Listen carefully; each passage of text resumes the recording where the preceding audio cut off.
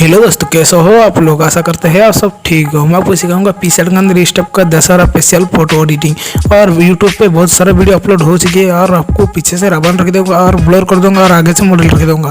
मैं आपको इस टाइप का फोटो एडिटिंग नहीं सिखाऊंगा और मैं किसी अलग का कंटेंट लेके आ चुका हूँ। आपको इस टाइप का फोटो एडिटिंग सिखा दूंगा और आपको जो भी बैकग्राउंड पे यूज करेगा सबका लिंक दे दूंगा डिस्क्रिप्शन के अंदर, जाकर डाउनलोड कर लेना। और वीडियो को स्किप मत करना, शुरू से लेकर लास्ट तक देना। वीडियो बहुत इंटरेस्टिंग है। वीडियो चला तो लाइक कर देना, चैनल को नहीं आता चैनल भी सब्सक्राइब कर देना और ऐसे न्यू वीडियो देखने के लिए। और एक बार रिक्वेस्ट, इंस्टाग्राम को फॉलो नहीं कीजिए, मुझको फॉलो कर देना। मैं इंस्टाग्राम का लिंक डिस्क्रिप्शन पे दे दूंगा और मैं टाइम वेस्ट नहीं करके वीडियो को स्टार्ट करते हैं।